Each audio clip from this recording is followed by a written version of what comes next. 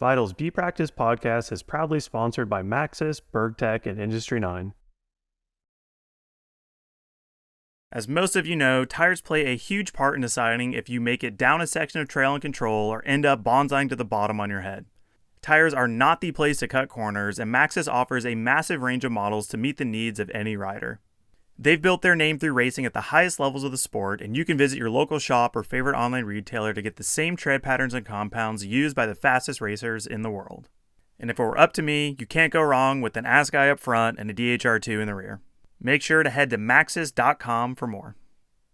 With the tagline Labor of Love, BergTech isn't shy about the countless hours they've invested in developing components that they feel offer riders a true technical advantage. Based in the UK and born out of a passion for mountain biking and racing, BergTech produces a ton of trick parts, from bars, stems, and grips to anodized axles, shock hardware, and saddles. The cockpit of choice for the Santa Cruz Syndicate and many other riders, make sure to check out BergTech the next time you want to give your bike some deserving love. Designed, tested, machined, anodized, and hand-built by fellow mountain bikers in Asheville, North Carolina, Industry 9 wheels and hubs have become synonymous with quality and durability. I don't know if there is a noise as iconic as the buzz of an Industry 9 hub. They offer wheels for every budget and riding discipline, from dirt jumping to gravel riding or e-biking, plus you can get crazy with customized hub and individual spoke colors. So if you've been dying to build that Rasa-themed bike or some sweet rainbow wheels, Industry 9 has got you covered. Make sure to head to industry9.com to learn more. All right, Dakota, do you have the Google Doc open? No. Well, do you feel like you're That would ready? involve me. Are you calm and relaxed and ready to podcast? Yeah, I feel beautiful. I feel like I'd love to podcast. All right, let's get it going. All righty. What's going on, everybody? Welcome back to Vital TV's B Practice podcast, presented by Maxxis, Industry 9, and BergTech. I'm Jason Schroeder, as always, joined by Tanner Stevens and Dakotah Norton. How are you guys doing? How's life? I'm good. I'm in Oceanside, back in San Diego, chilling, and Dakota is struggling right now in Mooresy. Why would I be lots more on. struggling? I've never struggled a day in my life. I feel like our listeners I was just live standing in the middle. Huh? Yeah, they know. I was just standing in the middle of the road about 30 seconds ago trying to get the Google Doc for the podcast to load, and it just wouldn't. They say they're texting me the link, and I'm just standing in the middle of the road like the Verizon dude. Can you hear me now? With the phone over my head. Nothing. Won't go. But hey, we're here. We got exceptional service via the call-in service for Google Teams, and we're rolling, baby. Let's go. Let's do it. I like the enthusiasm. It's really entertaining, the 30 minutes of pre-recording we did and the shit show that is, but you really turn it around when it matters and we're live. Kind of like you in racing a little bit, Dakota. You know? About 2 minutes ago, I was ready to swan dive off the top of the house. But we're on. We're going. We're going now. We're really going. Look at us go. All right. Let's go. World champs. The battle Yeah. for rainbow jerseys has come and gone from Fort Battle William. Royale. Pretty epic race. You know, it was we had not had Worlds from Fort William since 2007, so rad to have such an important race at such a historical track, and it provided some pretty dope racing. Charlie Hatton taking his first elite World Cup victory, first world title.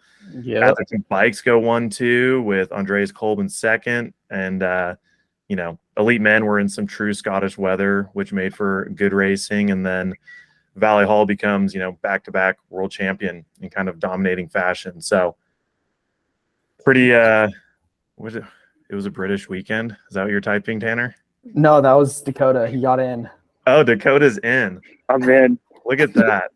I'm in. The Google Doc's updating before my eyes. Coming at you live. But let's just get right into our Industry 9 Buzz Report. This is the section every weekend where we cover things that happened outside the tape, not the racing, pit bits, new bikes, a lot of World's bikes, injuries, things like that. So let's kick it off with kind of a topical question here. Should Worlds be at the end of the year? Because we're in the middle of a World Cup season. I think that plays into some racers' strategy with being focused on an overall, but also having to focus on Worlds. And then it also kind of takes away from previous year's world champion not getting to wear the jersey all year long. Like, why is it not just at the end of the year? This is an age-old question that we will never get the answer to. No, we need an answer right now. I think it should be at the end of the year. It should be final round, all go for glory, go for broke. All the marbles? All the marbles. Yep. But we love marbles. Instead, they put it in the middle of the season. It seemed like some people almost are like trying to peak for Worlds, I would say. Yeah. Like Greg Menard. Like he hasn't, noticeably has not been doing well this year. He was doing well in his run, but yeah, it seemed like he tried to peak for Worlds. Mm-hmm. And at a ripe age of 40 something, you're going to need 41. You're going to need to strategize your fitness. But all Greg needs to strategize is tire protection, but we'll get to that. Yeah. I think it should be at the end of the year. And yeah, I think there's more that we're going to talk about along with that coming here with the broadcast and everything. Yeah. What do you think, Dakota, as somebody who's racing for the overall World Cup season, but then also Worlds? Yeah, I think the riders should build throughout the season, and then one last hoorah, Hail Mary at the end of the year for the rainbow jersey. I think would be awesome, for sure, because it's just like that go for broke race. It'd be nice to wrap up the World Cup overall. Then you have your World Cup overall, whatever champion or whatever you want to call it, winner. And then you have your world champion at the end of the year, when everybody's the one biggest race. I think it would change a lot of the way people maybe prepare, because like you said, you're peaking for world champs. That's a very special race. And you don't really want to take a lot of risk, because there's another World Cup in, 2 weeks, 3 weeks. So I think for sure it should be the last race of the year. I think it would be super high energy, go out on a bang, kind of thing. But with that being said, I remember at the last World Cup last year, everybody was pretty maybe not over it, but everybody's kind of solidified in their overall. They don't really want to mess it up. They're just riding out that last race, and it's a lot different energy than maybe the first race of the year or mid-season, when everyone's trying to build speed. They're just trying to get through nobody wants to get hurt at the last race of the World Cup overall. But if it was World, I think a lot of people, you'd have a lot more energy for people to go for it. Yeah. Yeah. There's less on the line. Yeah. I guess another, I don't know, just thinking about it, but what if it was mid-season, but there was a 2-month break or something after, and it was you had kind of a build up to it, but then you would have more people, because at the end of the year also you have people that are injured and stuff, and maybe they aren't going to be at Worlds. That's kind of the devil's advocate there. Yeah. Or it's the first thing of the year. Yeah, dude, that would be insane. Just a bunch of Southern Hemisphere people just coming out swinging. Right. Kick the year off with crowning a champion. That would be, yeah. Yeah, I've still never really understood Worlds, to be honest. Maybe that's an unpopular opinion. For me, I enjoy way more the World Cup season and following who becomes the overall champion for that. I get Worlds. It's cool. A lot of cool things about it. From a racing standpoint, it maybe lacks as much excitement for me a bit.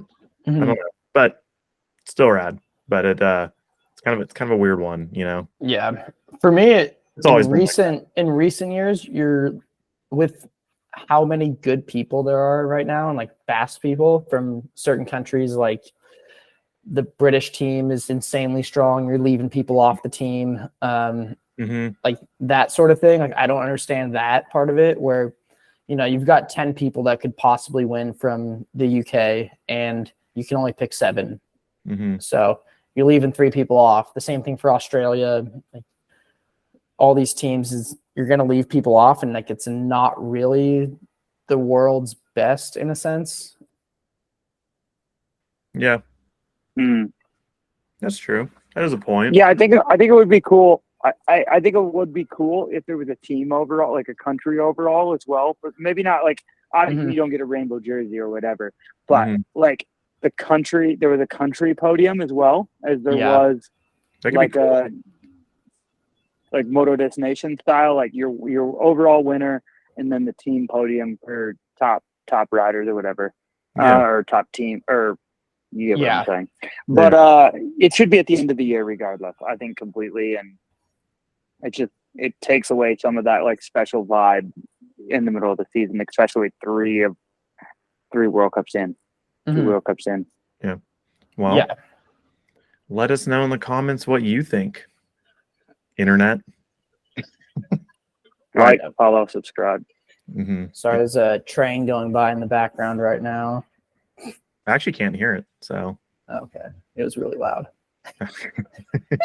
All right, should we move on to chatting about the broadcasting a little bit? I know Tanner, you and I were chatting about this before, but it felt a little lackluster. We were kind of missing a lot of shots from the top. It's just a bummer that you don't get as filled in top to bottom runs like we were used to years past. Also, like, I don't even want to get into it, but just watching Worlds, especially if you're in the US or some of those countries that, like, for whatever reason, we get boned by who owns the broadcasting rights. Such a pain in the ass. I mean, even this morning, we're like trying to figure out if we're going to get a VPN and then we can watch it on GNC Plus, or like, did somebody like pirate it and upload it somewhere? But regardless of all that, when you're actually watching it, I think there's a lot of room for improvement in general, like we've already talked about, but I was kind of bummed by what we ended up watching. It got really boring. Like Fort William is like so legendary for like the rocks and the top of the track, and we didn't get to see any of that. And I think the thought was, and we can talk more about this on my part of the track, but we thought a lot of the race was going to be decided in the woods, and I don't actually think it was as much as we would have thought. I mean, I just wish you would have got to see some more of like that, like classic Fort William section. But it seems like they just wanted to mostly gear the shots for like long pan shots with long zooms and a minimal amount of cameras capturing as much as they could.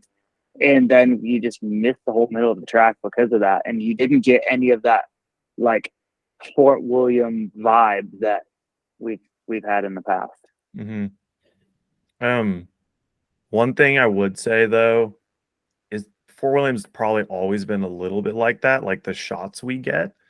Like generally, I feel like I remember you like out of the gate, the bridges into the first rocks, and then they would kind of ride out of view, and you would catch them in the woods. So we have always sort of missed the like that minute of true Fort William that like all the vital raws is like the most exciting parts to watch. But this year, what I get the most frustrated by is one rider, you'll get a camera angle that you like haven't seen for 15 people. You're like, oh, that was sick. Like there's like some stuff up top I wasn't seeing, and then you just don't see it for 10 more riders. Like the consistency with what you saw from each rider, I thought was a letdown. A lot of that comes down to like the live producer who's picking the shots and like switching cameras, and they kind of have been off the ball this whole year, I feel like. Yeah. Because I'm sure they use similar teams or whatever between races. But yeah, it's that section basically like halfway through the top part, the open part, that's like really exciting. And that's where all like vital raws are. It starts like halfway through, like after the bridge, after the boardwalk. And then it goes until the old big wall ride where the bar was. And I feel like, we missed all of that. Yeah. No, it's tough. And it seems like as we like watching I think you said there was like 6 hours total Dude. broadcasting. It was over 6 hours. A lot of bike racing to watch, which is rad on one hand, but I got partway through the replays and it felt like I was just watching them. I was watching at a coffee shop, so I wasn't listening to the broadcasting very much. I was just watching what was on the screen, and you're watching highlights of people's runs versus like building up and like, okay, here's so-and-so in the gate. All right, here comes something exciting. Let's get ready for it. And then it just seemed like it ran through it. Even though it was long, you were just like running through the same thing. And then the shots you did get, like we've been saying, were not of Fort William you want to see. Like I can do without most of from the jump that used to have the wall ride on the left that's just a hip now. Then it goes into Greg Menard's corner now. Like from there to the finish line practically, I don't need to see most of it. Like I'm down to see some of the motorway because it is so important for how the race plays out a lot of times. It's worth like trying to visually see a difference on people's effort. But dude, like pedaling through the mud boggy bits, I'm like, give me some high-speed rocks at the top. Yeah. Like it's got to be a cost thing because like most races, you get more cameras towards the bottom where there's access to all the stuff, like all the cables and all that shit. Well, yeah, it's like you have to run generators to power the top part, and like you're gonna be, and it's a swamp, like that whole, it's a marsh up there. Like the whole track is made of gravel. So that's probably why, from like a split standpoint, you have the first split like right at a minute, right after that. The last bridge before the rocks, and then you just don't have a split for basically 2 minutes, and then they get really tight again. That makes sense. Yeah. Yeah. I think they just put the split so they would look like promising on the broadcast, like exciting, where their cameras are. So they just put the splits there, but we don't know exactly where like anyone made up time in that long second split because it was so long.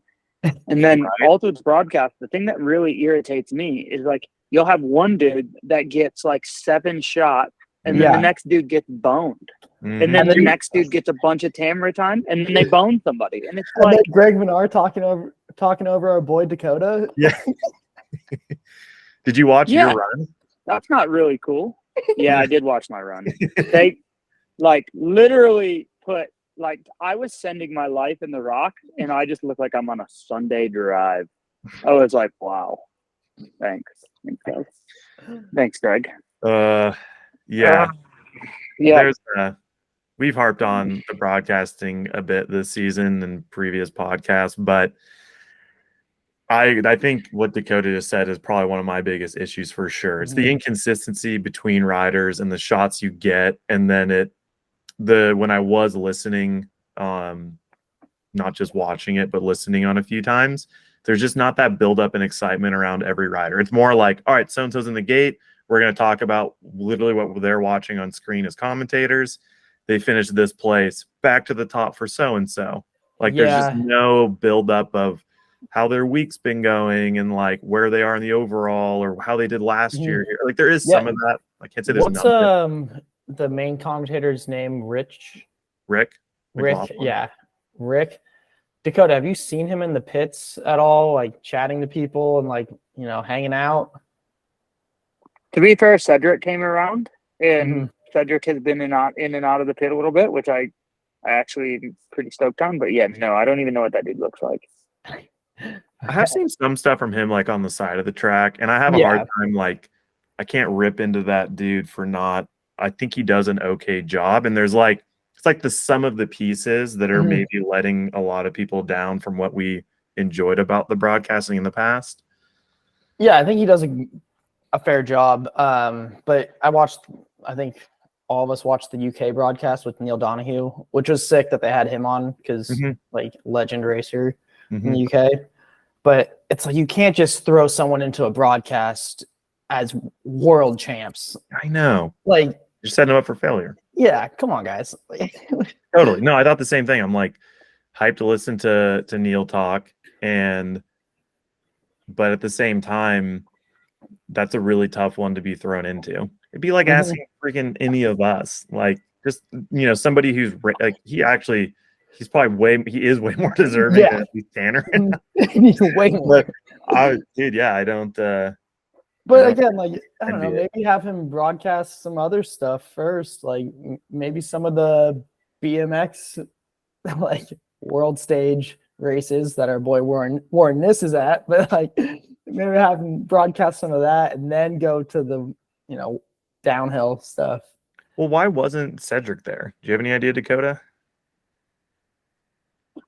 I have no idea.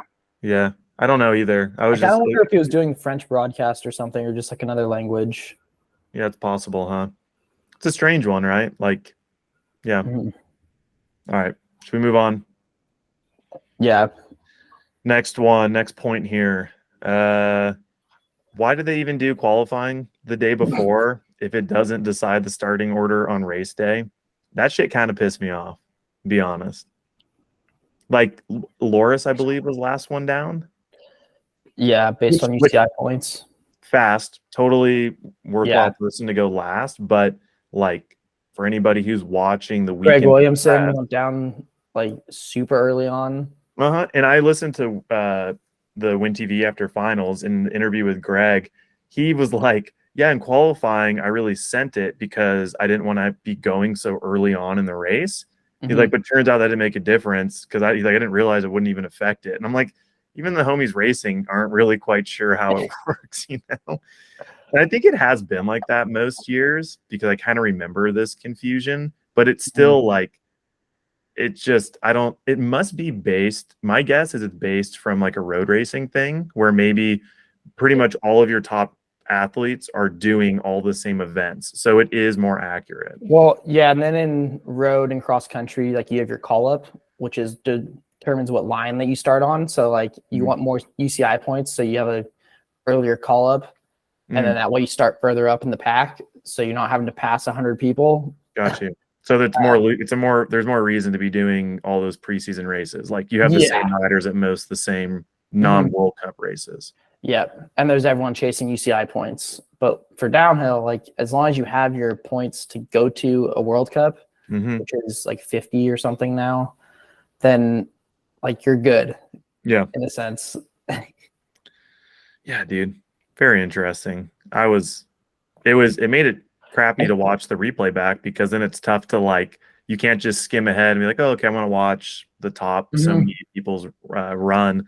You'd skip ahead and you'd be like, oh shit, so-and-so's in the hot seat. Let me skim back through. And small complaint here, but GNC Plus doesn't, when you scroll on videos, it doesn't give you a little thumbnail of what's happening. So you're just stabbing in the dark. And I'm like, man, really getting first world problems here, but yeah, it just takes away. Also experience that. It takes away from the story building and like the story 100%. Arc of the whole race, like the race as a whole. Yep, I agree.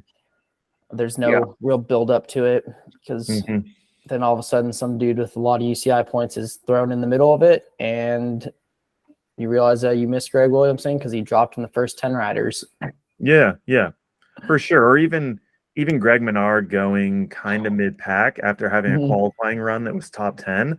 Like, it would have been cool to watch him drop around those top 10 riders because that's where he was for the weekend. He was in the mix, Well, it even drastically affected the results list because you had dudes that were like dropping in the dry or dropping with a full dry half of the track.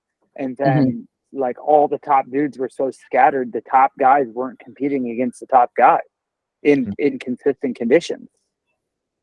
Yeah. Do you want to? Yeah, Jason, you want to skip ahead to the track stuff with that? Let's remember to come back to that point about the rain when we talk about the track. Yeah, because we talked about that earlier. Yeah, because we do have questions on it. All right, moving on through more Industry 9 Buzz Report stuff. Just no Jackson Goldstone was there, as most people probably realize, but looks like he's still recovering from his appendix surgery. But when I was at Crankworks, I was walking out of the Ava Hotel the one morning, and he came strolling in with like a bunch of golf clubs over his shoulder, just got done at the driving range. And I was like, well, he's at least like up and doing stuff. And then since then, I see he's been posting some riding clips, but definitely a bummer not having him there. Like, would have been really interesting. I don't know if that's a track that maybe caters to a rider of like his size, but a bummer. And I wish he was there racing. Yeah. World's Yeah, I bike. think the biggest thing with him is he lost a ton of weight from his appendix, and Oh. he's like pretty weak and not really like strong. So it's not that the talent; it's the just getting him healthy is the big thing. Gotcha. Mhm. Yeah, I wondered if it was something like he just can't run the risk of falling for so many weeks after having that procedure. Now I think he lost like 10 kilos, and he's a pretty small dude already. 10 kilos. Like That's 10 what his pounds parents- or that's what his kilos? What parents- exactly does that mean? Because kilos is like no, like 35 almost pounds. like he's almost like something. he's almost like 20. No, it's like he's like 20 pounds lighter, 20 pounds lighter, a little over 20 pounds lighter than he was, and he's a small dude. I was gonna say, was he like 140 pounds fully geared up and to start with? Yeah, I couldn't believe it either. That's what his parents said. They said he's lost like an astronomical amount of weight. Wow, and that's he's hard. super weak. Yeah. Yeah. Huh. Do you know if he's supposed to be back for Andorra in a couple weeks then? Yeah, that's the current plan. Okay. He's just eating. He's just out Boy's there eating. Eating good. He's eating. He's off the broth diet. He's back eating good. All right. That's what we like to hear. Yeah, that's good news.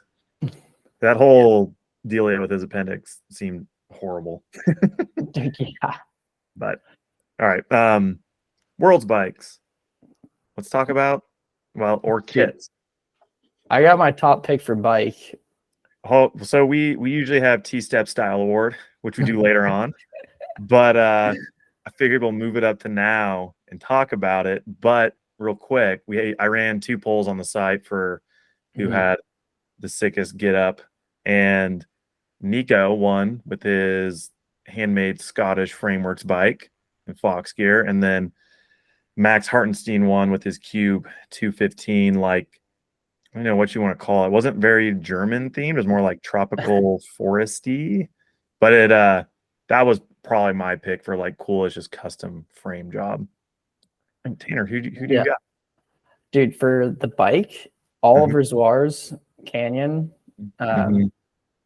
was really sick. Yellow lowers on A lot of colored lowers this year, which I was a fan of. The yellow and blue was really sick. It was like subtle because he had a silver. I think it was mainly like silver. It looked good. I thought that bike was sick. And then for kits, I liked Cami Blanche's kit. It was like just black and red, kind of like underdog vibes. And Dark Horse maybe. Yeah, the Dark Horse. Yeah. But it was still like kind of Swiss colors. Yeah, true. All the TLD kits were really good. Like I liked a lot of the Fox kits, but everybody had a similar theme going on, no matter what country or team you were on. Yeah. And then TLDs were all a little bit more unique. Yeah, it seemed like most of the white custom kits were TLD 100% or Fox. Yeah.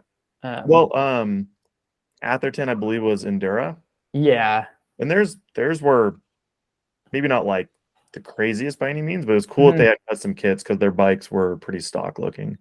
Yeah, the one thing that I hate is how the custom kits, some of them don't work with the team jersey. Which because you have to do your race run in your team jersey, right? That's a dumb rule. We don't need that anymore. Like, can we just have like everyone print their like country on like big, just have instead of a main sponsor on your jersey, just have it big, your country. That's actually a great way to transition to another point. Bentonville logo, massive on the USA jersey. I have to imagine most people that like aren't American that don't know what Bentonville is are like Bentonville, USA, because it just sounds like a place. Obviously, they mentioned it on the broadcast. They mentioned Bentonville, and my prefaces. So I've never been there, but I grew up riding mountain bikes in mountains. So, like, we're talking a mountain is 1,000 feet or higher, which you're about to get some real shit. Europeans is about 330 feet or 330 meters or taller. So, yeah, I don't know that as our mountain bike to Yeah, represent mountain biking in the U.S. is a little strange. I think it's more what had happened here, from what my understanding is, and I don't know if I'm allowed to speak on any of this, but it seems that the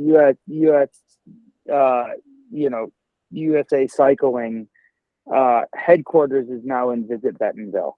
So I would say that there is some sort of a barter there, that Visit Bentonville and the USA Cycling have made some sort of a deal. It seems. I would say that they leveraged all of us into their deal. And that was my next question. And I have nothing else to say about that other than that I don't know how I feel about that, considering the logo is as big as it is. Yes. And the logo is bigger than the Intense logo on the normal jersey. There is no Intense logo on my USA Cycling jersey. No, and also, I just don't understand why. Why is the U.S. when we go to these events, you see Team Australia, Team Italy, and then our stuff just has a USA Cycling logo. It's not like Team USA. It's just their logo, and it's I don't. It's also a thing that I don't know how I feel about. Yeah, and this isn't just this isn't Team just a USA USA problem. This is I think for Great Britain, they have a Shell Oil logo on their jersey. And what is Shell Oil doing for mountain biking or for cycling besides paving roads for road biking? Well, some of those countries are taking that money and funding the programs with. I know Chris Hauser had to stay with Italy.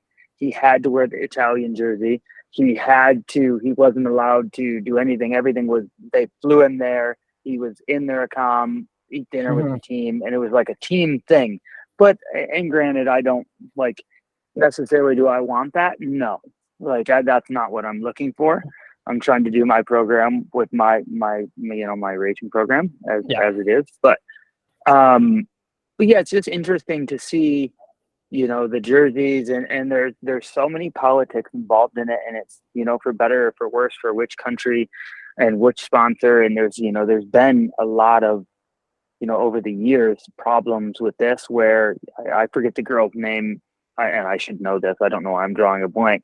That is doing really well at the cross country races right now, where there was a big issue with her and World because they signed on helmet sponsors and gear sponsors and tried to demand her to wear this stuff, and she has contracts in place in which she can't do that. So we've seen this before, and it's how far does it go? Where is the line? And I think because it's just one race a year, it's just a compromise. But there was a big logo on there. Yeah, and it'd be different if USA Cycling was paying you guys as a rider to, wear that logo, and you had a contract with them as part of Team USA for the event or something. I mean, I mean, even more so than that, it's someone's getting some financial gain because of your racing. It should trickle down to you being compensated for being the product that's being sold. You would think that would happen. But yeah, I'm not trying to start a USAC scuffle. I was just all I will say is I was really surprised when I pulled the jersey out, and I was like, "Whoa, where'd that come from? Who put this here?" Yeah, I just didn't see it coming. Was all, Yeah, we're not singling out USAC. It's it's every federation in general. Yes, it exactly is. It's just it would be nice if there was some sort of a standard for these things, or some sort of expectation for the countries and the riders, right? It's just kind of it's a high profile event that things often are. All of a sudden you pull your jersey out that you have to wear, and you're like, whoa. Yeah, and this is downhill racing, which in the grand scheme of bike world champs, that's a whole week-long thing now. So small. It's really small. Imagine this at the road level or the cross-country level, which is a more eyes on it. Tour de France just ended, and now everyone's all hyped on road bikes and road racing, and now they're watching Wout van Aert and Matthew Vanderpool racing with their Federation jersey on that has these big logos on it. Mm-hmm. Were there any Americans for the road stuff that had Bentonville like in the road race, or do they have different jerseys? I have no idea. I actually Didn't didn't watch. I watched the highlights, but there was Yeah. like Seth wasn't in it, and I don't think Nielsen, so didn't really pay too much attention to it. Like, Yeah, for sure, dude. and I then feel the just same the way question you of guys is, are we trying to stop the sport from growing? Like, we want the sport to grow, and then we're lucky enough to have these people that are investing money into cycling, and then we try to fight it when they do it. Like, like we want downhill to grow, but then they cut the amount of riders down, and then everybody panics. And it's like, is this us fighting the sport growing? I don't know, but I just think that there was some sort of like an expectation for these things, right? Like, what it's just like, if we could expect this to happen, then it would be, I guess we should expect it, right? There's always been logos on the jerseys. Yeah. Well, Yeah. I was gonna say, when I have worn like a USA jersey, it didn't have any logos on it. It just had USA Cycling, and then USA across the chest. Mm-hmm. So it's a newer thing. Yeah, I'm not necessarily against logos on the jersey by any means. Like, I agree with what you're saying, Dakota, where, outside money industry, I mean, Bentonville's close to it, but if you look at the Shell logo that was it the British jerseys? Yeah. That's fine with me, but like, I don't know. Every federation's different, as we know, with what their support level is at Worlds. I don't know what USAC's was for, maybe like the junior riders, or like the ones who probably need it most, not somebody like Dakota who has a factory team.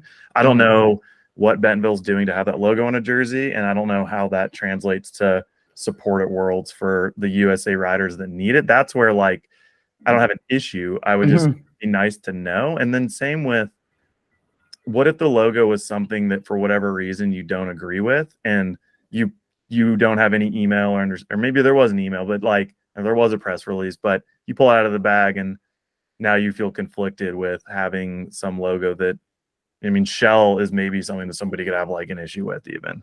But like, I don't really. Or TLD says, we're going to make your jerseys. And then they blast 2 TLD logos down the sleeves, and like, that's not going to fly, But if TLD says, hey, we'll make the jerseys for Worlds, we'll do this, and then they blast the logo on there. That is conflictual. I mean, that's the French team. So we look at that. Or not French. The Italian team has Castelli makes their jerseys, and they put the Castelli logo on it, which is a cycling company. Which is super like controversial, right? But at the same time, like, our sport is not there now. But if you're sponsored by whatever company, right? Like, I don't care if they make bicycle racks, I don't care if they make hitches, I don't care if they sell food at a grocery store, and there's a conflictual sponsor, and like, I think at some point in time, like, that could be an issue. Like, I mean, we're looking at ski racing where they have pasta companies on their helmets. It's like, it's that the reality of mainstream sport. And I think, at what point does our sport, where do we get there? Are we there yet? No, it's not an issue, but it could be at some point in time. Yeah. And like what Jason said, it's like, no problem, like, with having sponsors on the jersey, but like, as long as that money is making it to the riders in some way, like, that's my biggest thing, is let's have the money, like, needs to make it to the riders, because you're not going to grow the sport if you don't grow the riders. And for sure. A lot of times, like, they think they can just like hold the money at the top, and people are going to want to like join the sport because, like, we have a big presence online and stuff, when there's not that many riders actually doing it, because they're not supporting riders to go to these world level events. Yeah, I mean, and it's a weird one too, where to go race Worlds, if you're in the US, which is what we know, you have to go through USAC regardless, right? And so it's like this, like, they have the power in a way. Like, you can't just be like, oh, I'm good, thanks for whatever. I'm almost gonna go there and I'll wear a cape, it'll be fine. I'll wear a flag on my way down. But you you have to go through that process with them. And, you know, you have to go through them. And then when you're there, you're representing them. And so, like, what is in it? Like, how are you being compensated for, like, that sort of situation? It'd be curious to, I mean, Dakota, did you have any idea for maybe like some of the junior riders or other U.S. riders that were there for Worlds, what they got out of it? I think that they just pay a fee and they have a physio, they have a place to stay, meals are covered, and trackside support and mechanic. And then you just pay a flat rate fee. See, like, that seems super ass backwards to me. Yeah. I'm like, why isn't Bentonville paying for that? And that's exactly what I'm. For how many riders here. are on the USA team for downhill across all the classes? Is it like 20? I think they had like 80 staff. I mean, if like 80 they were, staff? like, What? Well, if you for think about all the no, disciplines, for all disciplines, BMX, road, from You almost sound trials, super naive, but like, we're all of the world champs based out of Fort William. they're based out of Glasgow. The whole thing this How far is year that? is like 3 hours. So, like, this year was like the first year they've So done that's it. far enough that anybody that was there for like downhill was there for like just those days. Yeah, they were just in Yeah. there for downhill, but like everyone else, like the road There probably race, wasn't 80 people. BMX, all of that, Mhm. yeah, it was all in the city. I still think I don't really care how many people it is or any of that shit. Like, I don't know why, I don't know, like Riley Miller or whoever, she's there to represent the US. She's a top athlete in her category. Everything should be, at least when she's there and she needs to be a part of, you know, it's expected you're part of Team USA, everything should be paid for. Like, because, like, let's be real, at the end of the day, what's that going to cost USAC? Let's just call it $5,000, which is like really high. Let's say it's $5,000 for her. Not that much money. It's Like, not that much money. Yeah, maybe it's like if you're one of the lower qualified athletes, like pay for your flight, but like your stay, your racing fees, like your mechanic, everything should be covered. Like maybe pay for your food because everyone has different diets. Like, but like, you know, or let them expense it. Or I mean, like, you know, at the end of the day, it's one race out of the year for only the top athletes in each category. And I don't really know why. If Bentonville has a logo that's as big as my freaking forearm, they should have the money. Then, I mean, we're singling out Bentonville. There's probably another logo on the jersey. I don't know. But, like, you know, they should cover for the athletes. And because the athletes are there showing off USA cycling, you know, Dakota gets 10th, right? You get 10th. And, like, I'm sure USAC is using that for press, you know? I don't know. All right.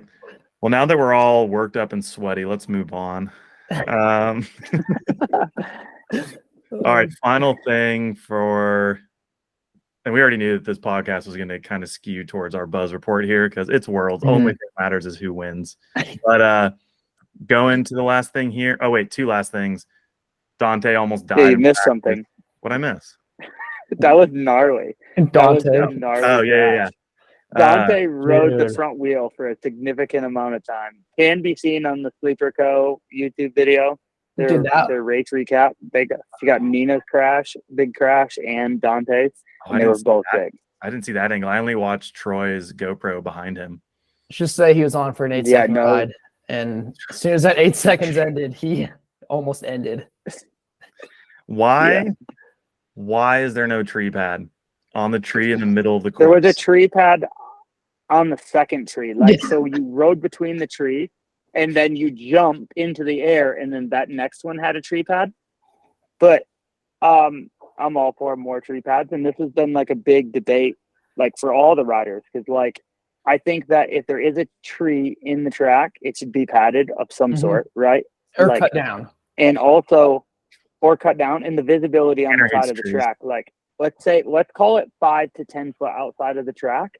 Should have no, like, bushes, no tree limbs. A clean B zone. Like clean B zone, you know? And so if you do blow off the track, you can avoid a sharp rock or a stump or a tree because you can see it. In this case, like, dude, we were going through those trees, like, pretty hot. Yeah. I did not Section was enjoy so that fast. at all. Yeah, that was a really fast Yeah. section. It was also like pretty narrow, which is, I understand there's no tree pad on it because it was so narrow. Like, they probably didn't want to like make it any more of a pinch than it already was to get through there. But the tree wasn't that big. Like, why didn't they just cut down that tree? Like, I mean, I'm all for it, but I think it made line choice. there was a tree behind it that was bigger. Just put one of the True. cool little padded slalom things there, you know? Get some free. here You know for tree what? You pad. know what doesn't have branding on it? Trees. Save Dante. Yeah. Save Dante. Yeah. Free Dante. Free Dante. Chula's finest. Oh my gosh. Yeah, dude. More tree pads. I'm here for tree pads. With that being said, That's another they t-shirt don't have idea. to pad that tree next year because Fort Bill is not on the schedule. Yeah. We were There's talking about that a earlier. hot topic. My poor Googling skills, it showed that they've been doing World Cups there since 2002, I believe. 02, baby. So what, 21 Bavaric years? holding it down. Dakota, do you have any insight as to why we won't be there next year? I just think it's because of the event organizers are retiring. Okay. Oh, That's what I saw in Greg from what I Williams' understand. post. Yeah. okay. But it blows my mind that they put that amount of money into that track and then we're not gonna have a race there again.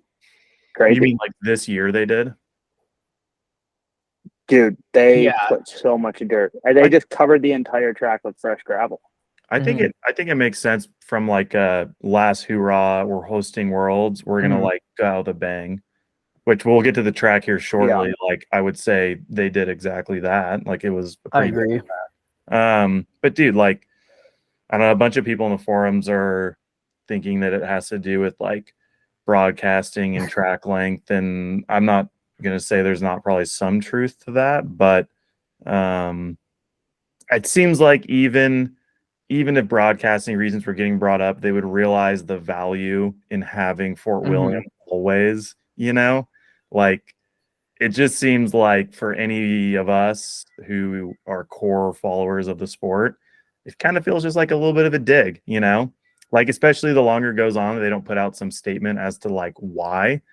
They just peppered it in the broadcast. They're like, oh yeah, and we won't be here next year, so this was super fun. You're like, what? Back to you, Chaz. Yeah. And back to the weather. Yeah. Yeah, man, I don't know. That's going to be, I mean, I guess if it's already said and done, it's a straight up bummer. Yeah, man. Kind of like, I mean, a lot of the tracks we have on the circuit right now are pretty sick, but you can't really, nothing really compares to Fort William from just like the history. And it's like if they deleted MSA. Like, exactly. Which Wimbledon. Super sad. Wimbledon. Redbud. Oh, man. Redbud. Imagine leaving Redbud. All right. Well, maybe when we do an off-season podcast, we'll have answers by then. Maybe there'll be a new organizer that comes in, and maybe 2025 we get Fort William back. Yeah, I sure hope so. I mean, you have to imagine they'll still do like BDS rounds there. Yeah. I don't know. There is what is the other one? Glencoe? Is that one that's pretty close to Fort William? Yep, gnarly.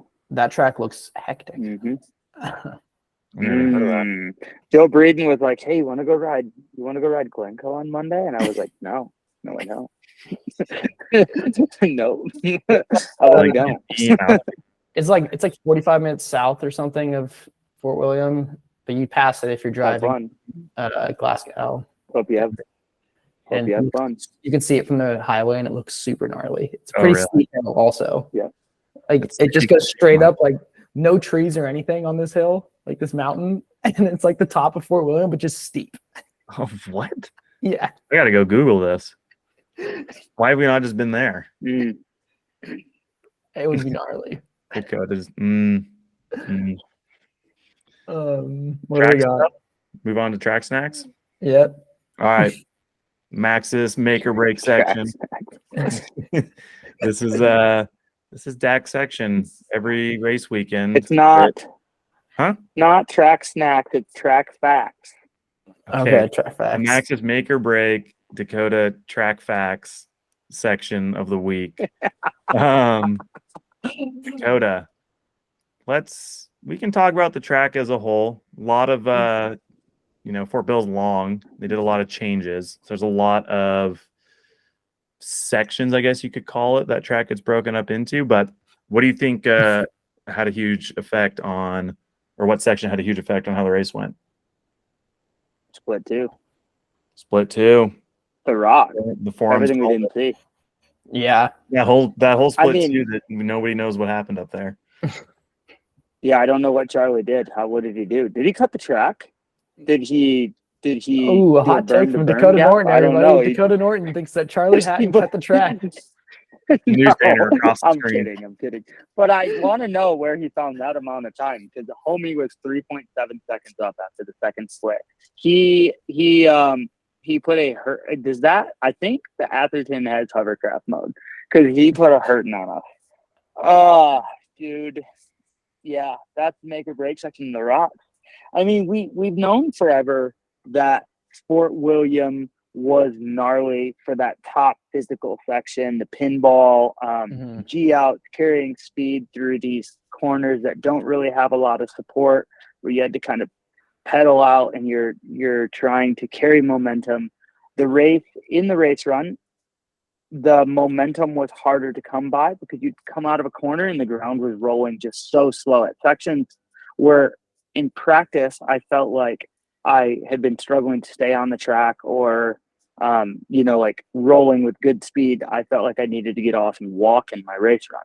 So I think that what Charlie did was just obviously we've seen him lose a second on the motorway, and historically we would see the race in won or lost on the motorway, exiting the woods at the bottom. Amari put a ton of time into everybody exiting the woods last year. And if you would have come into the weekend and if you would have asked me where the race would have been won or lost, I would have honestly probably said in the woods. But that was not the case. From the boardwalk to the woods, I mean, that is a big section. But I think Charlie did a really good job at creating intensity in sections where other people were maybe trying to save energy for the bottom, or overlooking taking those extra pedals. And the knowledge of the British knowledge of Fort William did prevail, because you could tell he was absolutely smoked at the bottom and hung on to the motorway. I mean, he pedaled less than a lot of people and actually coasted in major key motorway sections with it running what I would call slow, rolling slow. So it was pretty cool to see a different approach prevail for him to win the race. It just seemed like he was tapped from top to bottom, and then just pedaled where he knew he needed to on the motorway.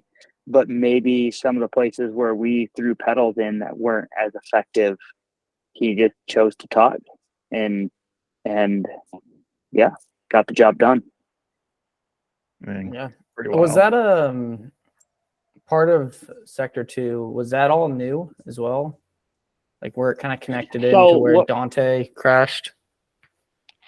Yeah. So they ran, it was OG from the boardwalk to after the cattle gate. So they took the cattle gate out and they just made a big left-hand berm there. And then after you hit you went where the cattle gate was. So it was all the same to the cattle gate. Yeah. They dug the cattle gate out, put in a left-hand berm. You went off the fadeaway, the kind of legendary like rock fadeaway. And then they made a right-hand berm and a left-hand berm, or right-hand berm, a left flat corner. And it went from the old track to that new section they added a few years ago and just kind of traversed over. Yep. And put in one really awesome corner, had a couple big berms, big compressions, more high-speed bike park, modern racetrack. And then they did leave a few of the classic Fort William corners, but a lot of the corners, they just freshed them up, and they had no rocks in them, and they were just like bike park berms made out of that crushed concrete, I believe it is, that they used to build the track, and they just kind of put a fresh layer on the entire track. And honestly, it was awesome to ride. It was pretty dry and slippery the first day, and then tacky on qualifying morning, and dried out again for qualifying, and then good again for race morning, and then dried out for initial riders. But the speed was really good all week in terms of rolling speed. Tires were rolling across the ground well. The berms had good support, and speed was like a luxury item. You didn't need to pedal out of a lot of the corners. You were kind of on the limit naturally, and I think everybody practiced the track with pretty good grip or on the limit. And then when it did rain, it took the need for, like, where we were wanting to pedal out of the woods, that being the main need for pedaling. I think that Charlie saw an opportunity and was able to capitalize on that, where a lot of us overlooked it due to the speed the track was running in practice. Yeah. Dang. Yeah, and you think he kind of knew more, like having more knowledge there, knew where those soft spots were? Not necessarily the soft pockets. I just think that he knew that he would just have to hang it on the throttle stop from top to bottom and hold on. Where some of us were maybe a little, like, I honestly, I hit all the corners as hard as I could. I just missed some of the pedaling I think I should have took, now that I went back and watched helmet cams and watched race replays, and definitely, like, for my race run, I structured it a little bit differently. I had different goals. I mean, he clearly wanted to win at home, so, not that I didn't want to, I can't say that I didn't want to win the race. Like, I was just saying that maybe I underestimated the limit of traction a little bit. And I think that it definitely would have helped to have grown up racing there, for sure. So from when they made all these fresh corners, compacted them, they had plenty of support. They were beautiful. And then in the race run, what I found was the grip was great to the boardwalk. And then some of those corners had started to actually, like, not like they would hole out, like, for like what a normal World Cup, you see the holes get holed out, but some of the gravel we got through that first compacted base, like where they had made these beautiful corners, and we kind of started to break through that. And then once it got saturated, we were getting deeper in the gravel, and then I'd hit some of those corners, and I just didn't, like, I would see them kind of toughed up, like, kind of, look soft, or like they had been blown up and then got wet, and I didn't know how hard I could hit that. And I found myself a lot of the time finding there was maybe more grit than what I thought was there, and I would just go, get off. I was just like, get off the brakes. Get off the brakes. I was just like dragging the brakes through corners and in corners, and not capitalizing on the exit speed. And it was just like, so frustrating to, like, just be feeling like I was just dragging the brakes and not fully committing to the lean angle I needed to hit the corner without the brakes on. Just hesitant to hit the corners. I wasn't getting stood up, but I was hesitant to lean the bike as hard as I needed to. And then I'd end up dragging the brake, coming out a little wide and dragging the brake. And it was just like, So if you could capitalize on that and trust it and hit them full commitment, which there was enough traction to do, man, you could have went a lot faster in that segment, which he did. Rain got brought up earlier. You kind of touched on it a little bit with the rolling speed a moment ago, but do you think the rain, was started off dry for elite men, rained, it looked like it stopped and then maybe started intermittently a little bit, but do you think that played a big effect on the result sheet? I mean, it definitely would say that I'm not a rocket scientist, but I would say that Greg Williamson rode a great race, but I would say his wheels were probably rolling faster than mine. Just gonna say that. Mhm. And it looked like it rained for the second half of the track, and the top stayed dry. And regardless, we know that the track up top historically has more grip when it's wet. So maybe they had a worse track at the bottom, a better track at the top. Maybe Angel. It's hard to say.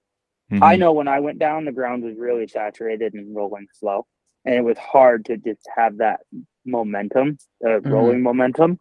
And it probably got worse for the dudes after me, I would anticipate. The woods actually had really good grip, and I was surprised because Charlie's mechanic in the gate said woods are good. You know, grip's good, and the running water in the woods, grip's good. So probably had some anticipation. I would assume they probably had staff on track, or you know, somebody looking at the conditions and saying it's all good, go for it. But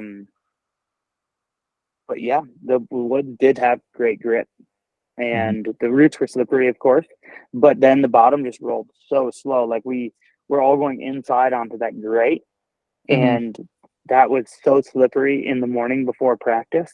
I was like having a big debate. Do I go outside? Do I go inside? And I think the majority of dudes were going inside, but it was so slippery in practice. Some of them had resorted to going to the outside, which is where maybe you think Matt Walker's crash. Yeah. But yeah, it was just a struggle to. I mean, we're talking about seconds here over the course of 4 minutes. Doesn't take just, you know, hitting puddles is going to slow you down, let alone like the ground getting saturated. So I would assume that I don't know what my track was compared to everybody's else. I would say that the top dudes probably had a worse track than me and still managed to go plenty fast. But I definitely left time on the table. I probably could have went I would say 2 seconds faster from mistakes and maybe another second or two from commitment. And which is, you know, Charlie was 3.7 up at the wood, 2.5 at the bottom when he came down on Angel, and 3.7 seconds total on me. And then so it fell off. So 1 to 10 was pretty tight. And then for me, it was 3.7, and then it was like a second per rider for the next 5 to 10 riders. Yeah, I think, well, kind of like you've been saying, sure, the ground rolling speed is a factor, but just riding in the rain, like, multiplies the factors. I was thinking that in the woods, it had a really cool shot of where everybody entered the woods and you crossed like that hard compression on like a little road cut or whatever it was. And some of the puddles like hitting right there, like water's flying everywhere. And I was just thinking about it like, dude, whenever I ride and it's really wet and you hit a puddle and it like soaks 1 foot, like really gnarly. And you have that split moment where you're like, that was cold. Or like, fuck, I just like drenched my whole shoe. I'm like, dude, you know, you still think that subconsciously, even in a race run, and all those little things kind of add up to, you know, like the station you're talking about, or a little mistake like a couple moments later.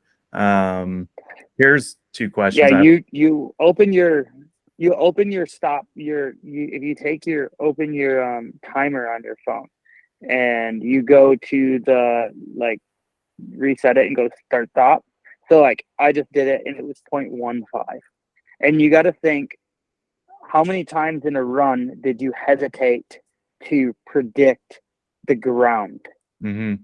Like you see a corner and you 0.15. Well, you're obviously not hitting the brakes, but you're looking at the corner trying to read, is there traction? Is there traction? Is there traction? Is there traction? Is there a puddle? Like 0.15, because it's just hesitation, right? 0.15.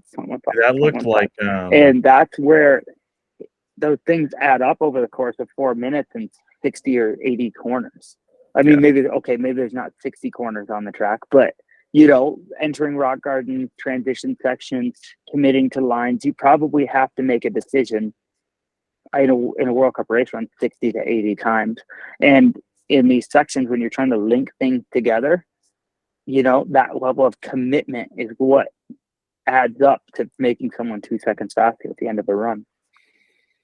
Yeah, Mm-hmm. yeah, for sure. I think Bernard Kerr's crash kind of looked like that a little bit. Like it was a really odd crash in the woods where he almost just got his weight a little bit off balance, but it looked like one of those ones where he maybe hesitated for a slight second on a line he had been taking, and then just where he was and that hesitation moment pulled him the way he wasn't expecting. I think it was just a rut. Yeah, The yeah. rut was filled with water. Mhm. Like, That was like couldn't see it. Prela's crash. It looked like he hit the puddle before you jumped onto those placed rocks, and like he like pressed in and messed up his timing and then clipped his front wheel getting on and just flipped the bars really quick. Brutal crash. Mm-hmm. Yeah. 2 rain related questions. How did you choose tires? Did you change them up from dry conditions? And then what did you do for vision? Did you do roll offs, and where'd you pull them if you did? Yep. So no, I did not change tires. I ran the same tires I was running in the dry, and I did have roll offs on, and I pulled them just out of camera. So where after Dante crashed, there's like a little step down. You said a right left corner. Mhm. They would turn right. There was a step down. There was a long left-hand corner before the grass straight away to the woods, and I couldn't see anymore. And I wanted to pull them before that, but there was just no place to pull them because I would have had to stop pedaling to pull them. And I like couldn't really see, couldn't see, and I just sat down in a berm and pulled it like at high speed, and it was pretty sketchy. I did not plan where I was going to pull the tear off. The goal was to not pull them, like not have to pull a roll off. Oh. I didn't have to, but yeah, I did have to pull it. I mean, obviously it was raining, and I didn't have a visor extender on either. I've seen some dudes had visor extenders. I've seen Loris had a goggle and double-sided tape to his visor. And when you do have a longer visor, it keeps the raindrops from hitting your goggles if the rain is kind of falling straighter. So yeah, no goggle extender, had to pull a roll off. Charlie Hatton had the old extra peak on there. Yeah, and last year I tried not to pull a goggle and fell on my head, so figured I should pull one this year. Just I wanted clean vision in the woods. Yeah, no, that makes. I mean, in my mind, not having ever ridden there, but watching the track and course previews, yeah, it seems like your moment is before the woods, and then maybe again after like the hip that used to have the wall ride. But at that point, like, I mean, I guess from there you have like that whole boggy pedal bit that's pretty dark. It would be nice to see.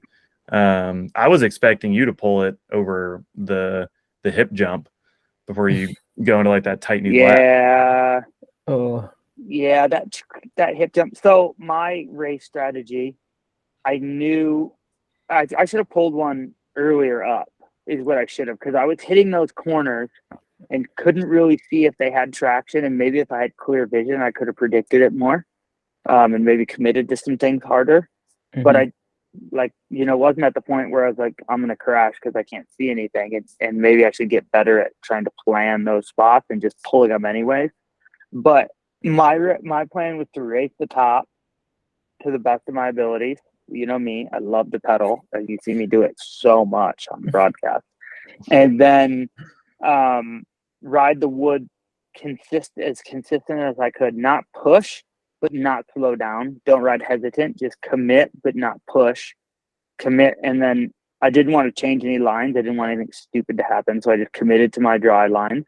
And then and then I hit the left, the right, the left, which I hit those so shitty. It was like I was like in that whole thing where you're like legs against your seat and you're like leaning but not leaning hard enough, and you just like it was just like your knee is like your inside knee is like sticking out. Yeah, it was like I was MotoGP. But then as soon as I hit that next hip, the plan was to just like not race all the way to the motorway. Like the left-hander, because I knew it would be easy to jump in too hot and explode. I was taking the inside, and in practice, I would try to race the inside and miss it. That was a hard setup. So it's like, even if I jumped in, I had to turn as hard as I could left, as hard as I could right. And I was and then I didn't want after the wall ride, I didn't want to pedal. I mean, I probably should have sprinted, but then I didn't want to have to brake. I knew that puddle was there, so I didn't want to brake hard in the route, hit the puddle hard, or hit the inside too hard before the gate. So I literally just, when I went over that hit, I said in my head, cruise, like, race is over. And then as soon as I hit the gate and was on two wheels, I was like, resume. Which I was in too heavy of a gear after the gate, and that really my gears were planned for the dry, and I didn't plan a downshift. And I think that's what you've seen a lot of people do. Not that they needed to pedal after the wall ride. I think they were downshifting. And that was like a complete bonehead. I don't know. You forget things in your race run. I didn't need to shift because I had planned all my shifts, because I shifted down for the woods. And then I didn't have to pedal between the two jumps. That was your worst split. I just needed another downshift. Did you look at your splits by chance? That's definitely your like 13th, 10th, 9th, 32nd, 8th. Yeah. Checks I out. came unclipped pedaling on the motorway, which really made me upset as well. That's frustrating. Like, I landed off a jump, my foot just blew out, and I was like, what? Well, that's got to be better than, I mean, does any of you crashing where you did last year play into your mentality through that section? Like a little bit? Oh, completely. Yeah. Okay. I was like, that's why I was just like, all right, race. It was like box, change of tires, did 4, and then resumed the race. Like, it was like, I took a pit stop mid-race run. I did not need to be trying to push through that section just because it was just, I just knew, like, historically, I get build, speed, faster, and then eat it before the finish line in most of my mud races. So I was really proud. Like, normally I get really stressed out before the race when it starts raining. Like, I start panicking when it starts raining and it's going to be a wet race run and we haven't practiced in the wet. And I was very calm, was very at ease with things. Went up, did my warm up, didn't overthink it, committed to what lines I wanted to commit to, planned what I wanted to do. And I was sitting in the gate with 3 minutes till I dropped. And I was like looking for birds out there. Like, I was just hanging out, like, no stress, calm, like, and it didn't affect my intensity for my riding either. Like, yeah, maybe I should have pedaled more in a few spots now that I look back at it. But I think all in all, I was really happy with my whole, like, execution of the race run in the condition. Now, yeah, I didn't win the world. Like, no, and I really would have loved to, but I also didn't fall on my head in the rain at a World Cup either. So that was pretty cool. And and it was one of the more enjoyable race weekends I've had in a long time because I just didn't stress myself out about the result. That's rad. And is that your best Fort William result? Yeah, I think so. Never really done that well at Fort William for some reason, which I was pretty excited. Like, we made a bunch of bike changes going into the weekend, and I just made my bike a lot longer. I'm running a much longer reach than I have in the past, and it was a lot more stable, and just made, like, there's some things I still need to work on, like maybe the bike's riding a little deep in the rear compared to the front. Like, now that I watched the race back a little bit, bike was riding a little deep in the rear. I mean, it felt good on track all weekend, but I can't watch myself practice either. So I have no one filming the bike. So it's like, not that I can see it. I just kind of like work for the weekend and then reflect, watch the race run, watch how I race, watch how the bike race, how it felt, compare, take notes, and then move forward, right? There's only 7 of them a year. So you can only get so much work done so fast because of that. But I was really happy with the way the bike worked, happy with the stability, happy with the changes I made, happy with the race outcome, the race effort, the intensity. Everything was really good. So, best Fort William, to bring that back. It was the best Fort William and the most enjoyable Fort William I've ever had. That's rad. Look at that. Morzine paying off. All those positive affirmations daily paying off. Let me tell you, I rode the amount of wet routes I rode today. It didn't feel like Fort William, I'll tell you that. But that's the thing, just dirt. Like being able to ride dirt. Like that middle wood section is, you're like jumping into these bogs and you kind of got to like weight the bike differently. I'm just used to riding like hard pack all the time. To ride some dirt with like, I'm getting more comfortable with those rooty technical wood sections. Mm-hmm. Right. Well, that, and putting the tool belt down for a couple months and grabbing onto a pair of handlebars probably helps. Dude. Yeah, for sure. Yeah, if you know anybody that wants to do, I'm looking for somebody to Ardex my front porch. I'm sending emails all over town. So, a concrete guy in Knoxville, Tennessee, send him my way. I'm trying to put the contractor hat up to bed, for good. Put the nail in the coffin and bury it. Oh man, I'm gonna go bury your hammer and screw gun in the backyard. So you'd say that all the time in Morzine paid off? You got the bike in a better spot than last time we chatted? I would say so. I was riding with this 15-year-old kid from Israel, and he passed me going down the lower steep chutes in the Plainy Woods, and I started reconsidering maybe what I was doing with my life. I thought about maybe looking for a new job when I just literally the kid just like went by me and honked his horn as he blew my doors off. And so made some changes, and then I was getting away from Buddy on the steep. So yeah, happy with the changes I've made to the bike as far as just I made it longer. That was it. Mm-hmm. Committed to, I'm always like, I like my bars high. I come from motocross. I dig a high rise cockpit setup. I like to stand up like I'm on a dirt bike. I don't like to be like all bent over, weight in my hands. And I've always been afraid to go 25 mil under the stem with a high rise bar. Like that's so far out of the norm. Like I'm a crazy person, right? But the reality is, like, as the frame gets bigger, I need my bars to come up, and that's where I'm comfortable. And I'm just like, I guess being able to trust what I'm feeling and what I want, and just to be able to, because like if you take a bike that's 465 reach and jack the bars up 60 mil underneath the handlebars, like, the thing is going to get short, and all of a sudden you're riding a bike that has like a 445 reach. Your front axle short, or your front center short. Front axle feels like it's under the bottom bracket. So I went back and watched a bunch of the videos of me racing, and like, I think, watching Luca's bike check, I think he's on like a 485 reach. He's 6 foot tall, and watched the body position. A lot of the dudes, like, the bars are lower, but overall their bikes are just so much bigger than mine. And then it was nice to see what I looked like riding what I felt like was a big reach bike. And I think I'd look pretty comfortable on the sides, watching the race run back and watching the vital raws and seeing any clips and photos of me over the weekend. I thought I looked pretty comfy on it. And then we rode today, and it was it's just so gnarly here.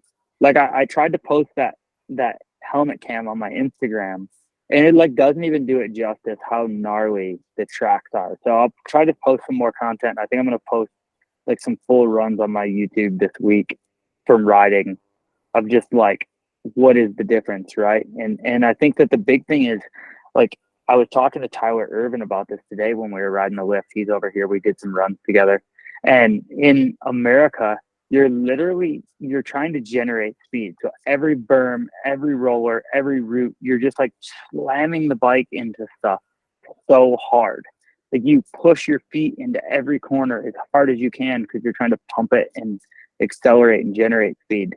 And then you watch dudes like Loic, and they don't even push their feet into the berm at all because there's so much natural speed that they're not trying to sink the bike down. And then here you go and slam the bike into a corner, and then you just get like the lean angle's all crazy, and then you hit a root and lose the front, or it's shooting you off the bank, and you just have to be so gentle. And you watch riders like Coulange, they're so good with their foot, the weight of their feet and how they move their ankles and where they touch the bike down, and they ride so gentle and they're so technically sound because a place like this, the speed is natural and you're hitting things so hard, you're almost trying to not hit things as hard, not shove your feet into things. Like, where the style of racing in America is so different that it's been good to be over here and just be riding dirt and corners that naturally have enough to like rip the tire off the rim. You know, you just have to be gentle and kind of barely push and try to be light and not too much lean angle and be good technically with your riding. And I think that's been the best part of being over here. It's just like, it's just a different style of riding the bike. Yeah. Just working on that good foot, you know? Gotta get that good foot style going. Trying to get doing that good foot. Yeah, doing that thank you leg. Yeah, I'm trying to get that good foot. You know me. Out here tiptoeing in my Jordan. I love it. Well, stoked to see how that pans out in Andorra. That's a track that probably has a little bit more pitch than Fort William, like even the new track. So I think any track is a little bit more pitch than Fort William. Facts. Yeah, some racing. Yeah, let's get through some juniors here. Moving on. Junior women's. Pretty rad race. New Zealand podium, 1, 2, and 3 with Aries van Leuven in first, Poppy Lane second, Sacha Ernest in third. Dude, sick race. Like my notes here, like 10 seconds or top 10 were separated by 15 seconds, which is pretty cool because getting tighter for junior women's class. Aries in first, dude, like kind of rising above the rest, I would say, this season in that class. 5 seconds on everyone else. Still an impressive comeback from her crash in Leo gang. So yeah, dude, pretty stoked to see. And it was cool to see. I know those top 3, they race a ton together down in New Zealand just from looking at Roots and Rain. And to kind of see their emotion, how stoked they all were for each other was pretty sick. Yeah. What else, dude? Poppy Lane, that's her first time I ever heard of her to begin with, but from looking at Roots and Rain, I believe it's her first ever World Cup level downhill race. So pretty insane to come in and kind of be right up there in the mix, you know, with friends she races with. Yeah, man. Yeah, Sasha Ernst. Is it Ernst or Ernest? I'd say Ernest. Let's go to the broadcast and listen to a break. You tell us how to say it. I'll go Rip. Oh, it's really Ernest. good. Okay. Yeah, dude. We gave her the Bergtech Labor of Love Award after her win at Val di Sole. So yeah, glad to see her come back it up with another podium. Lisa Bouladou was in 7th. She's another one who's been kind of in the mix and had really good like podium splits at the top and then kind of lost it in the middle there down towards the bottom. So a little bit surprising. And then shout out to Riley Miller at the 6th, fastest American in the top 10. Pretty sick to see. Yeah, I've seen her after, and she didn't seem like she was super stoked on that. So I'm sure after you get a podium, it's hard to be stoked on that. Yeah. Is she staying out there? That says something about her run. Yeah. I don't know if she's staying out there or not, but I just seen her after the race, and I was like, "Oh, good job," and she's like, "Yeah." I'm like, "Yeah, I get it." So, that maybe speaks to her, how her Fort William went. Yeah. I'm just here for information. Junior men. Pretty sick one as well, dude. Henry Kiefer taking his first elite, world stage win. He won the BDS race at Fort William earlier this year. He's been kind of right, like in the mix all season long, but super, super cool to see him take his first win and have it be at Worlds. Bodie Kuhn in second. He was looking fastest all week to me. Like I thought it was kind of his race to lose. And from looking at splits, he was in the mix with Henry all the way up until the very end. And it was kind of a drag race between them two in that last split. And he lost a decent amount of time. So I'm sure he's stoked with second, but frustrated knowing that he was that close. And then Leo Abea in third. Also really Dude. cool because, dude, he was it? Yeah, Leo Gang. He won Yeah. Leo Gang after like the mix up with the rain in the juniors field. And I think probably then if we were to go back to listen to our podcast, we were like, oh, like, kind of got lucky with the rain, whatever. So it's rad for him to come back and be having good results. Got a fifth of Out of Soul. Now a third at Worlds. Like he's deservingly being up in the mix. What else? Christian Hauser in ninth. Super fast up top and just kind of fizzled out a little bit towards the bottom, which I was trying to look on Instagram. Maybe like there was something going on with him this weekend. Just kind of a lackluster weekend a little bit for the first round winner this season. Big house. Yeah. Right. Shout out to Evan Medcalf, dude. Every podcast, he gets the love. Got 13th. Solid result. Yeah. Third, 13th place this season. So we're pulling for 12th or better. He can do it. Top 10. Dude, top 10. He fucking homie's deserving of it. He's been like doing all the World Cups consistently both junior years. So yeah, dude. Hyped to see him just in the mix as always. Scooting along. Bummer for Pinky. Yeah, Pinky. Oh, fuck. How do I forget? Yeah. I missed that bullet point drastically. Pinky. He looked there. He looked so fast always in Looked practice. good. And then, qualifies fastest. And then do you know where he fell and what happened that like run of race day morning in practice? I have no idea what he did. I would assume that he was probably on the rev limiter and Yeah, I think he exploded the helmet and stuff. Like, jeez, I saw sounded like it was a big one. Yeah, in one of Ed Masters' videos, he's going down the lift and gets a shot of Pinky walking down the side of the track, and it's in the upper bit. It's in that second split somewhere section. Scary place. So, yeah, not the place you want to go down. He looked like he'd been like in a car accident. His jersey's all blown off. Yeah. In the Win TV, he kind of talked about it, said it was a big one, decided not to race. Mm-hmm. But Smart. he was alive and walking and doing all the normal stuff. So Still had 4 limbs. Yeah. That's good. Yeah. Yeah, dude. Definitely a bummer, but it's coming. He's like so overdue for a win. Like painfully overdue for a win. Yeah. Andorra. Just keep the momentum building. He's the type of kid that I'm sure he was bummed for a moment, but he's such a racer.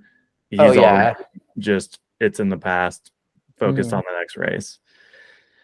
All righty. Continuing to move on, kind of blowing through the racing because we had some good convos at the beginning of this podcast. Elite women, dude, main points. I mean, Valley Hall goes back-to-back world champion. Also in pretty like dominant fashion, putting 2 seconds into everybody else. I was listening to the Win TV with her, and she was saying that she felt pretty good all weekend and then woke up race day really nervous and just had like no energy and was kind of just feeling off, and it made me think about so many of her races the last few years where she's fast all weekend and then come race day just can't quite put together or has a mistake, whatever it might be. But doesn't really matter. She put together for this one, and it was pretty impressive. And she was like fast up top, kind of whatever in the middle part of the race run, and then had the fastest split at the very bottom. So strong all the way through. Cami Belange, second. Another second this year. She sounded pretty like unsatisfied, but like kind of satisfied, but would rather just be winning. Tough one. It's got to be hard for someone like Cami who kind of just came into the sport and started winning right away. Mm-hmm.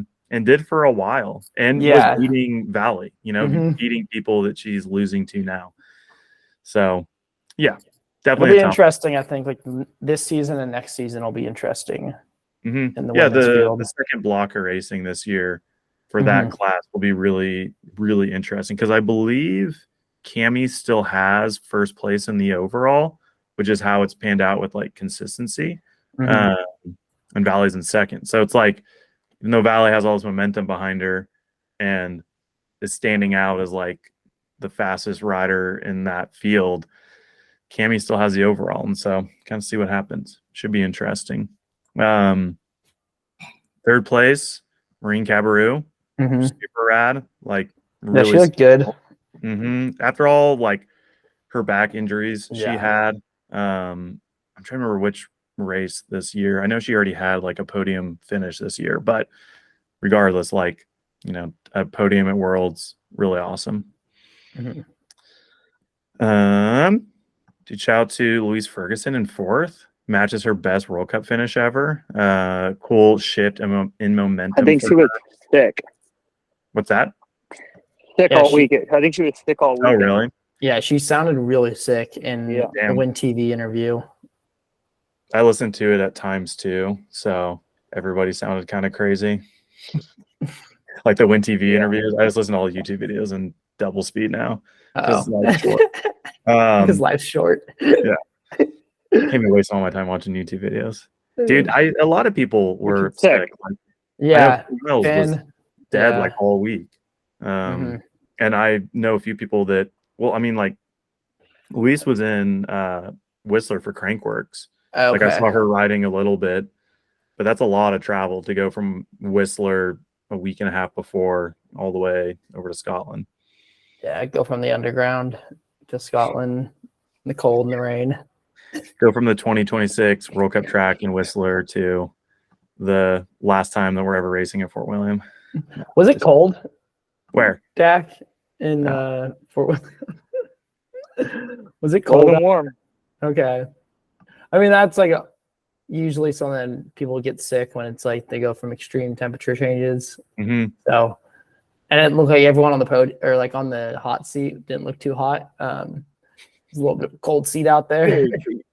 Yeah. Now, straight up. Yeah, it's cold.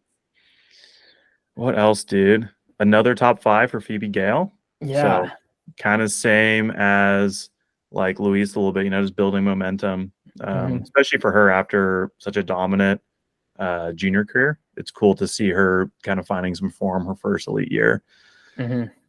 What else? Let me bang through some more here. Gloria Scarsi. Was that the British, the Enduro racer for Trek? Italian. Yeah. Italian for, she's for the, that Canyon Collective team Pirelli type deal. Okay. Oh yeah, the Canyon Collective. Yeah, she qualified. Yep. Yeah, she qualified 4th and then finished 7th in the final. So backed up that speed, which is pretty cool to see. Dang. It's like her like first or second elite downhill race, I'm pretty sure. Correct. She's mostly doing EDR races. Yeah. Nina Hoffman, which obviously she fell in her race run, which is like a pretty big bummer, but she had a huge crash in practice. So it's pretty cool to even see her racing. Yeah. The sleeper code dude caught it, and it was like she crashed off the steps after pinball.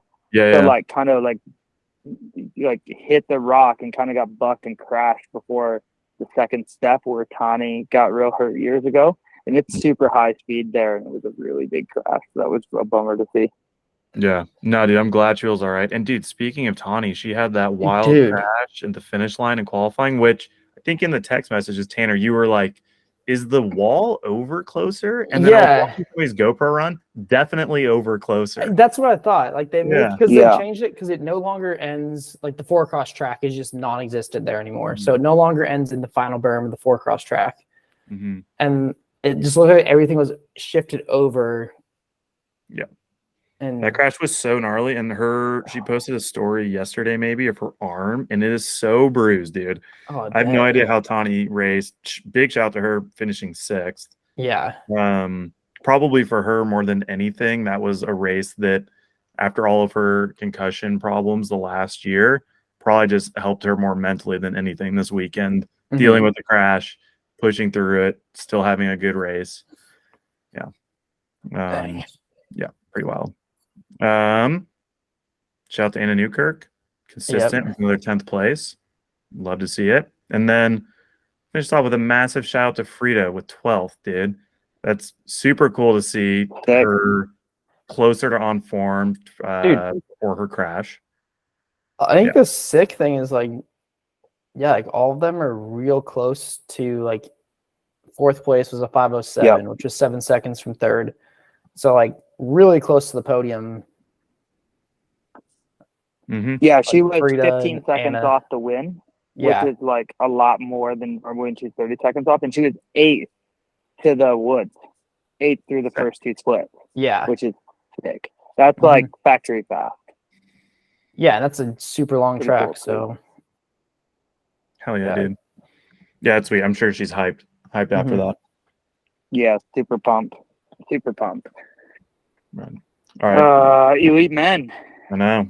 I'm running out of time here, so we gotta get through this. Dak, we ran through your weekend. Thank you. Good insight. Yeah, I gave you the low. 10. Yeah, you gave a lowdown. Really, all we need to talk about is Charlie Hatton winning Worlds and his first ever elite level race. Damn shame we didn't get to see most of it. Yeah, we saw the motorway. Yeah, great on the motorway. Yeah. I think second to him winning, the coolest part was just how stoked everybody was for him.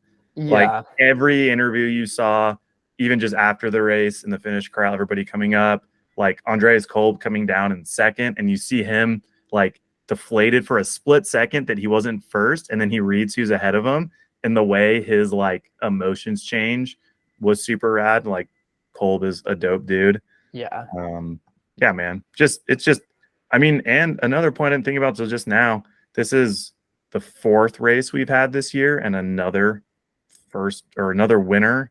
They haven't all been first time winners, have they? Jordan Williams, Jackson, Andreas. They've all been Holy first time shit. winners. Yeah. That's crazy. 4th winner, 4th first time winner. Mm-hmm. What a year. That's really, really insane. Yeah, man. I don't really know. I think probably the other thing is that there was no Frenchies on the podium this year after last year it being, 1, 2, 3.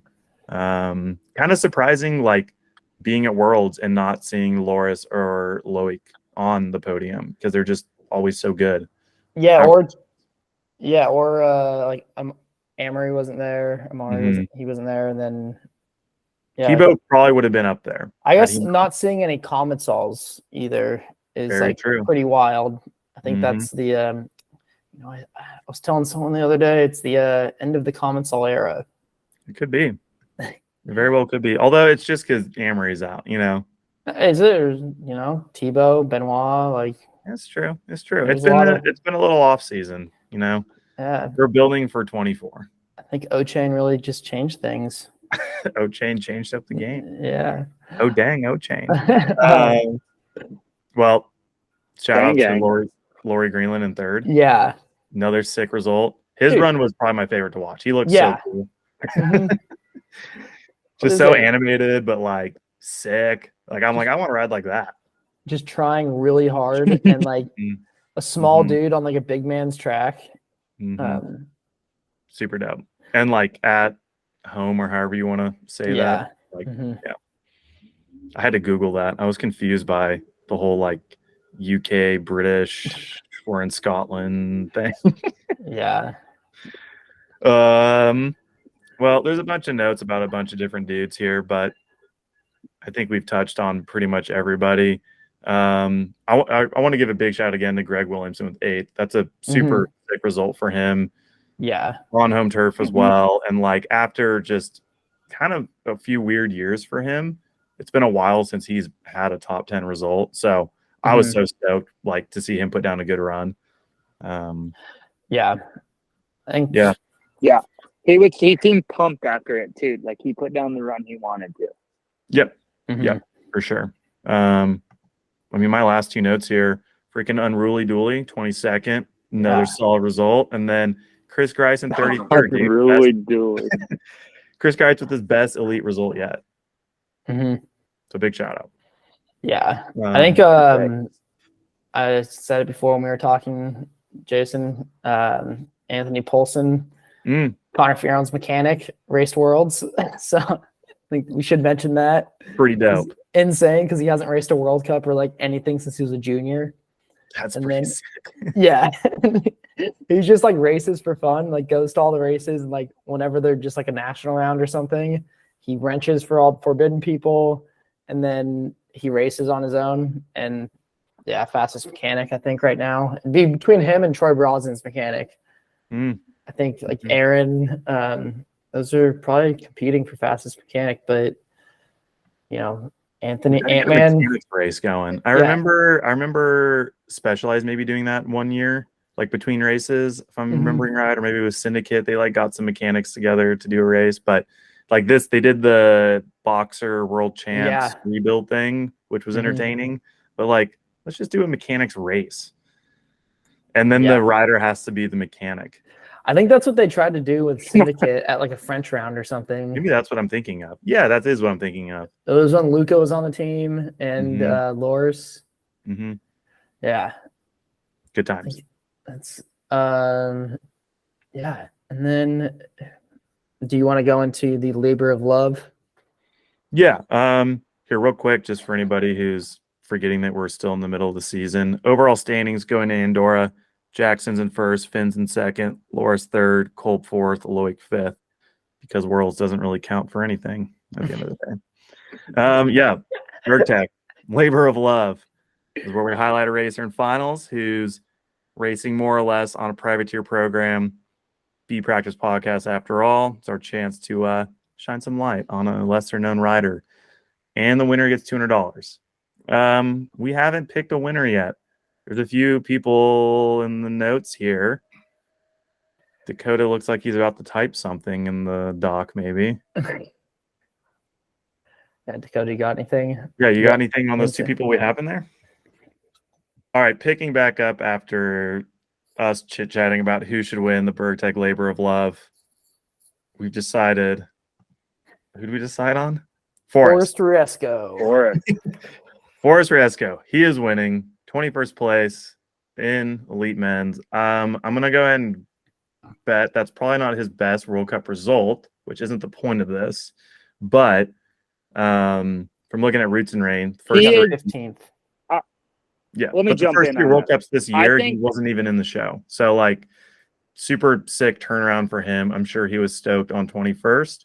And dude, he's been at it for a minute and always kind of been running his own program. So huge shout out. He has been doing it. Like Mhm. that dude loves racing World Cup That's sick. and works. I think he works really hard at it, and he like genuinely like always is happy, always has a smile. Like yeah, sometimes like whatever, you know, maybe he's frustrated or whatever, but he seems to always have a really good attitude, and he like seems to always be happy, and he's stoked to be at the races. I don't think there's anyone that you can say is the labor of love more than that dude's.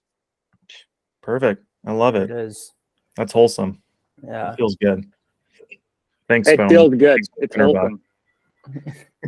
All right, I'll reach out to Forrest and get him hooked up.